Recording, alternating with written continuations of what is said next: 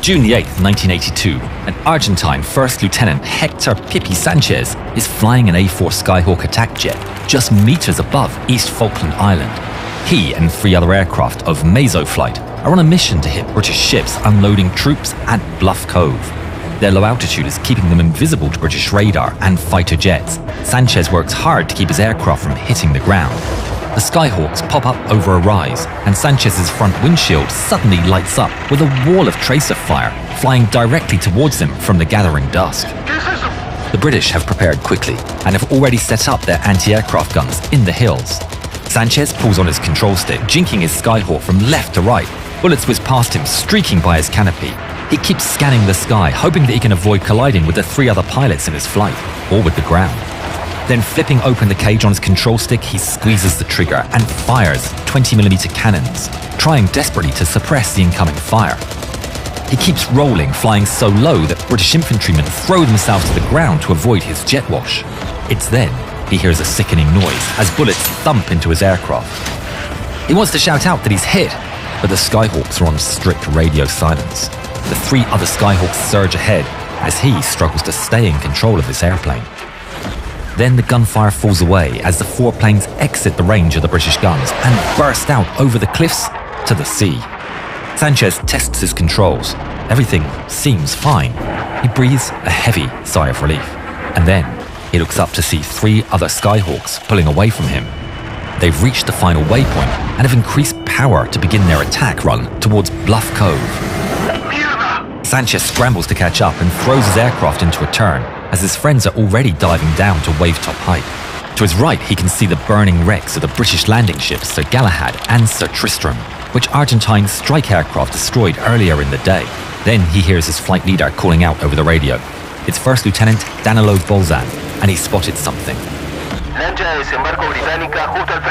The small Royal Marine landing craft is nowhere near the size of Sir Galahad and Sir Tristram, but it still carries valuable vehicles and commandos. Sanchez reaches down to his control panel and arms the fuses on his 3 500-pound bombs. He stares through the gun sight and readies himself to attack. Everything has led up to this moment. High above, Royal Navy pilot David Morgan and his wingman David Smith are flying a combat air patrol in their Sea Harriers.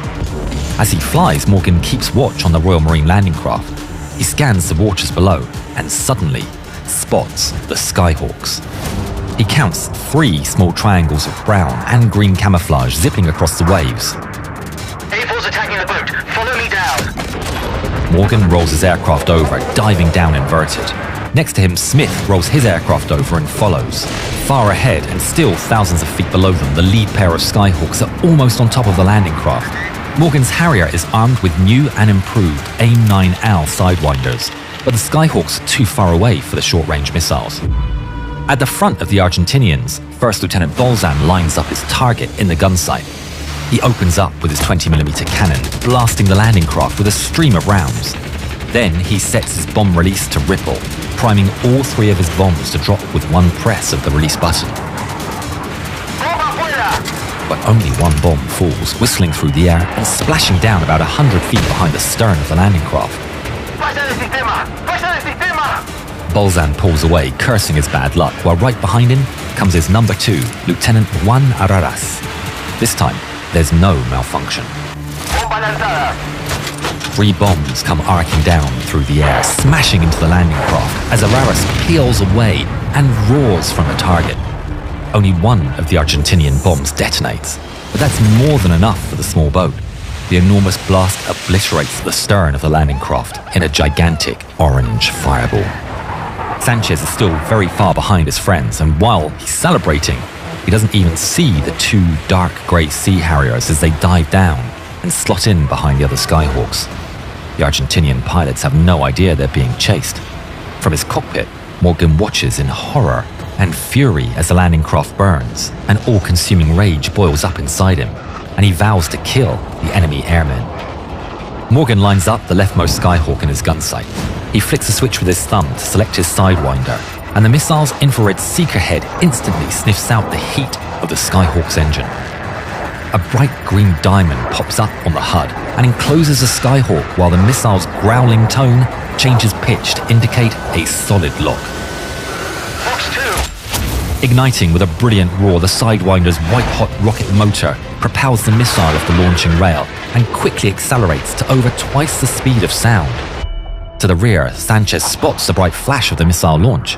In seconds, the joy of a successful mission is replaced by blood-curdling fear.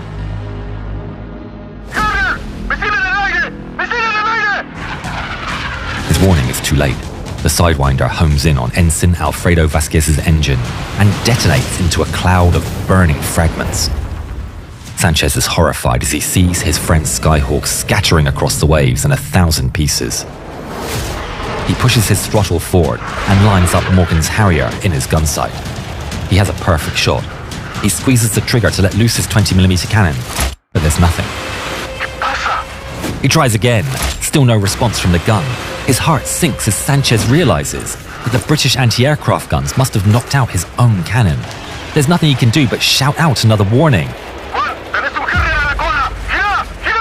Morgan's still streaking forward. He spots Lieutenant Juan Araras jinking to the left in response to Sanchez's warning. But Morgan still gets a lock, presses down on the button, and lets loose his second Sidewinder.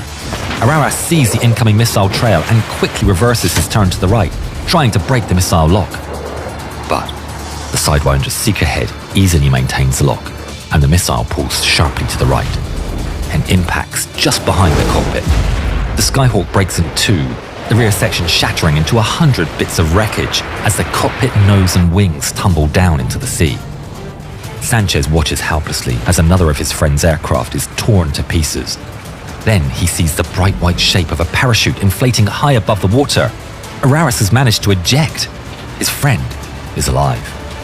In the Sea Harrier, Morgan rolls sharply to avoid colliding as the chute comes falling down towards the ocean in front of him.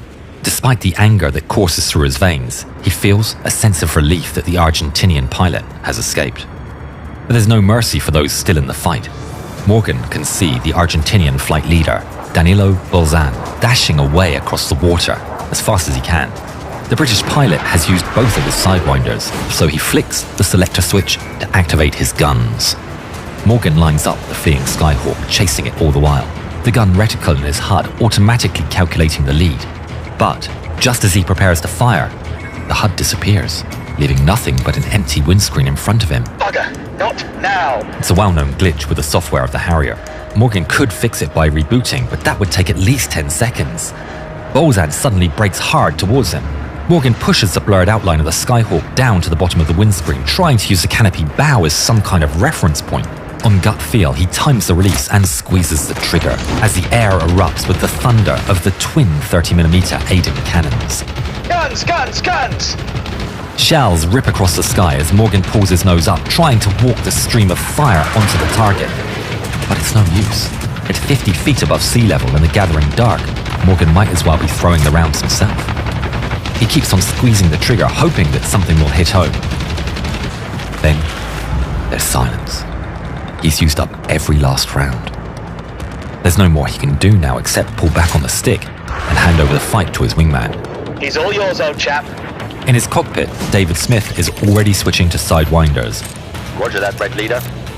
Smith pushes the nose down and surges forward. The Skyhawk is back over the land now, heading southwest across the peninsula towards the ocean and the safety of Argentina. Smith pushes forward the throttle and pulls the enemy fighter into his HUD. The seeker head locks instantly, and Smith steadies the jet, his thumb poised on the red button. Fox 2! The missile blasts off the rail and streaks low towards the target. Bolzan's Skyhawk brakes hard, but the Sidewinder follows effortlessly, anticipating the enemy's flight and honing in on the aircraft. Sanchez watches with a feeling of total despair as the missile detonates just behind the jet, sending the Skyhawk jerking violently and trailing grey smoke. The remains go crashing down into the earth and throw up a giant explosion. This time, there's no chute. Sanchez is all alone, still trailing the two Sea Harriers. He watches as the British planes pull up alongside each other and reduce their speed. If only he had his guns, he could take them both out, but instead, he's completely powerless. If the Harriers come back around, he's doomed. The open ocean doesn't give him any space to hide. Then he spots it. The weather's closing in and a dark wall of rain stretches across the coast, swallowing the hills beyond over East Falkland. He turns course towards the island and punches the throttle. Then he reaches down and hits the button to jettison his remaining bombs and external fuel tanks. His Skyhawk surges forward. Flying into the rainstorm is dangerous, especially when he's just 50 feet off the ground with almost zero visibility in the dark of the evening. But Sanchez holds his course, pushing forward into the downpour. Up above, Morgan fiddles with his radar, trying to see if he can pick up any remaining contacts. But the Harrier's Blue Fox system is notoriously bad at tracking low-flying targets. Come on! All he gets are smudges of interference. He searches the skies and the wavetops for any sign of the Argentinian planes, but he doesn't see Sanchez as he disappears into the clouds. I don't see anything else out here, boss. Copy that. I'm bingo fuel anyway. The two Harriers turn for home with just enough fuel to get them back to their carrier, HMS Hermes. Sanchez is buffeted by the wind, the heavy rain streaking across his windshield. Visibility is just 200 meters, and he flies on instruments and scraps of vision. All the while, he's preparing himself for the chase and checking all the time, but nothing follows him. No Harriers and no missiles. He heads southwest until the clouds finally break. It's here he can ease back on the throttle, taking his engine down from full power. Looking at his instrument panel, he sees he has just 500 pounds of fuel remaining. It's nowhere near enough to get him home to Argentina. He needs to buy some time. Thinking quickly, he climbs up to 30,000 feet. His engine will use less fuel in the thinner air. He's only got one chance. The Argentinian Air Force have a fleet of tankers, but none of them will come this close to enemy territory. Still, he has to try. He switches on his radio and calls out across the airwaves. Condor 1, aquí Mazo 3, combustible bajo, solicito vectores para reabastecimiento. Then, over the radio comes a response. Mire rumbo 270, nos vas a tener a la vista. Sanchez pushes his Skyhawk on, scanning the empty skies. Just as his needle is dropping towards the red, he sees it. In the distance, a heavy 4-engined KC-130 Hercules tanker starts to emerge from the gloom. Relief washes over him, but it's quickly replaced by a new problem.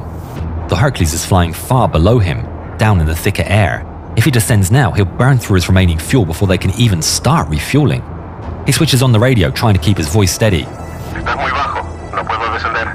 Entendido, subimos a su nivel. Sanchez knows the risks the crew are taking. The higher they fly, the more chance they'll be spotted by the British. As the aircraft eases up towards his level, Sanchez eases his Skyhawk into position, inching closer to the trailing hose. The drogue basket sways around in the slipstream. His fuel gauge is already showing empty. There's no margin for error. He nudges the throttle forward and flicks his stick left and right. The Skyhawk's refueling probe extends from the nose, and he carefully lines it up with the basket. He pushes forward and the probe slots into the drogue with a sharp jolt. Contacto, transfiriendo combustible. Sanchez looks down at his instruments. His fuel needle still isn't moving. He taps the glass with his finger, willing it to rise, but there's still nothing. Está perdiendo combustible. Repito, está perdiendo combustible. Sanchez twists his head to the right and looks back along his wing. A thin white stream trails behind him as fuel vapor leaks from his plane and condenses in the cold air. The British guns must have torn through the tanks. For a moment, neither side says anything. There's no point wasting fuel on an aircraft that can't hold it. Sanchez waits for the order to disconnect. Instead, the tanker pilot makes a life-saving decision. Manténgase acoplado, lo llevamos a casa. Sanchez's eyes widen in disbelief. The Hercules brings a slow, deliberate turn back towards Argentina, dragging the crippled Skyhawk along behind it. Gradually, the Argentinian coastline comes into view. It's only when the runway at Rio Gallegos appears that the tanker finally gives the order. Prepárese para el desacople. Sanchez steadies his jet. The probe slips out and the Skyhawk is free, but still dangerously low on fuel. There's no time to waste. He lowers the nose and begins his descent, lining up with the runway. His engine already sputters as he brings the power back, the last drops of fuel feeding into the system. The ground rushes up towards him. He's too fast and too high. Sanchez pulls the nose up, flaring the plane and bleeding off speed. The Skyhawk shakes as gravity pulls it down to earth. Then the wheels slam onto the runway. The plane bounces once, twice, then settles, rolling along the tarmac as Sanchez pulls back on the throttle and brings it to a stop. He looks up. The ground crew is already running towards him. Sanchez switches off his engine and raises his canopy. Pulling off his helmet and throwing it to the ground, his anger and frustration finally break through the shock. All three of his friends are shot down. Two of them are dead. His only hope is that Juan Araras will be picked up after his ejection. In the end, Sanchez was the only survivor of Meso flight. Alfredo Vasquez and Danilo Bozan were killed instantly by the missiles, while Juan Araras managed to eject, but was killed by the force of ejection. Years after the war, Sanchez was united with David Morgan. The two former enemies became firm friends after spending hours drinking cider and recreating the dogfight. As Sanchez put it, "Don't worry, David, we were just doing our jobs." Click here to watch our Modern Battles compilation for more incredible stories like this.